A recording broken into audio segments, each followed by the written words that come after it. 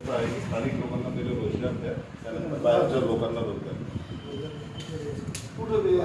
नाही. हे जे तुम्ही बॉन्सर पाठवता लोकांना हे करा, पेमेंटवरच आहेत ना.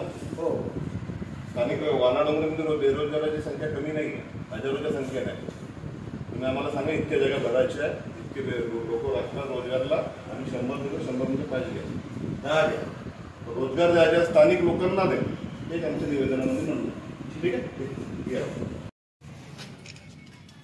नमस्कार, मी नितीश भारती, वानाडोंगरी शहर अध्यक्ष काँग्रेस कमिटी. आम्ही नगर परिषद वानाडोंगरी इथे आले असता इथे नगर परिषद सीओ मुख्याधिकारी ते पण हजर नाही आहे, त्यांचे कार्यपालन जे वाघमारे आहेत ते पण हजर नाही आहे. इथले ज्यांना आम्ही आता एक अधिकारी आहे त्यांना निवेदन दिलेलं आहे.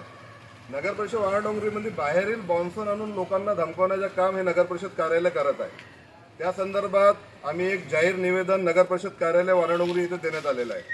आमचं म्हणणं सरळ आहे की वानाडोंगरी शहरामध्ये जवळजवळ हजारोच्या संख्येनं बेरोजगार लोक, युवक युवती इथं आहेत. त्यांना डावलून बाहेर तालुक्यातील, बाहेर जिल्ह्यातील लोक इथं रोजगाराला ठेवण्यात आलेलं आहे. त्याचे कारण काय? पैसा टॅक्स भरतात इथल्या गावातले नागरिक, इथल्या लोकांना वगळून बाहेरील लोकांना जे रोजगार देण्यात आलेला आहे ते पण गुंड प्रवृत्तीचे जे बाउन्सर आणून लोकांना धमकवण्यात येत आहे, हे कुठेतरी बंद करण्यात यावं व इथं स्थानिक लोकांना रोजगार देण्यात यावे, अशा प्रकारचं आम्ही जाहीर निवेदन नगर परिषद कार्यालयाला देण्यात आलेलं आहे. जर या निवेदनावर तत्काळ दखल घेऊन इथल्या स्थानिक लोकांना रोजगार देण्यात आलेला नाही तर काँग्रेस कमिटी वानाडोंगरी शहरातर्फे एक तीव्र आंदोलन नगर परिषद कार्यालय वानाडोंगरीमध्ये करण्यात येईल. धन्यवाद.